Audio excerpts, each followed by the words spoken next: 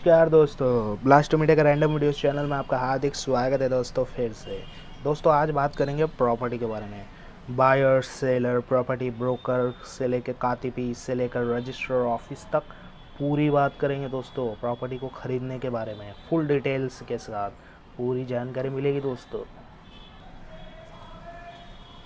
तो दोस्तों first step यहाँ पर आ जाता है प्रॉपर्टी ब्रोकर को लेकर।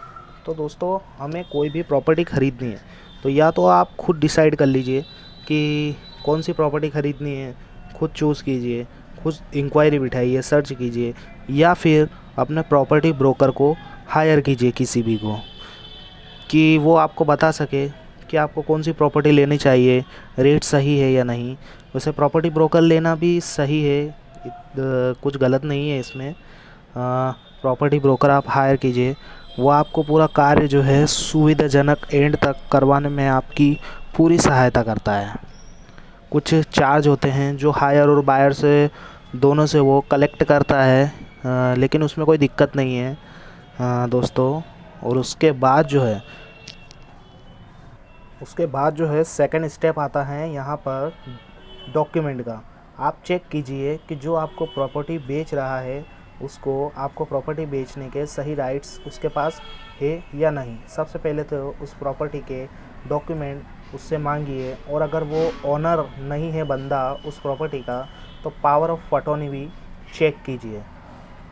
और उसके बाद जो है दोस्तों प्रॉपर्टी के डॉक्यूमेंट और पावर ऑफ अटॉर्नी के पेपर्स चेक करने के बाद आप उनकी एक एक फ़ोटो कॉपी अपने पास में ले लीजिए।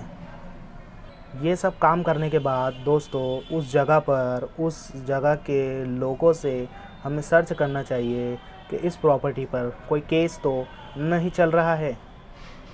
अगली बात, प्रॉपर्टी को ख़रीदने पर हमें कभी भी कैश में पेमेंट नहीं करना है।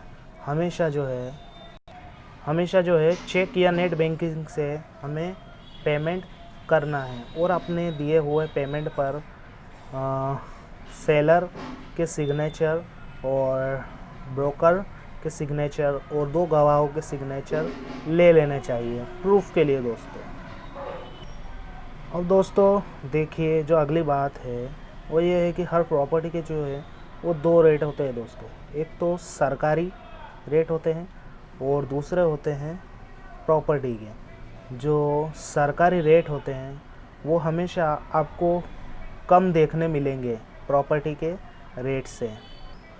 मतलब सरल भाषा में कहें तो जो सेलिंग रेट है, जो बंदे का जो बेच रहा है, जो सेलिंग रेट होगा प्रॉपर्टी का, वो उससे हमेशा जो सरकारी रेट है वो कम ही होगा। ठीक है दोस्तों। अब दोस्तों रजिस्ट्री के लिए सेलर जो है उसके फ़ोटोग्राफ और उसकी आईडी और 2 गवाह, और उसके बाद बायर जो है उसके फ़ोटोग्राफ, उसकी आईडी और 2 गवाह, और सबसे ज़रूरी बात जो मतलब सेलर है उसका उस प्रॉपर्टी के साथ एक फ़ोटो होना चाहिए, वो फ़ोटो भी लगेगा। ये सब तैयार करने के बाद हमें जो है एक डेट फिक्स करनी है जिस पर हमें ये सब लेकर रजिस्ट्रार ऑफिस जाना है। जब हम रजिस्ट्रार ऑफिस पहुँचेंगे दोस्तों तो वहाँ पर जो है रजिस्ट्रार ऑफिस के बाहर बहुत सारे जो हैं कातिपी होते हैं दोस्तों।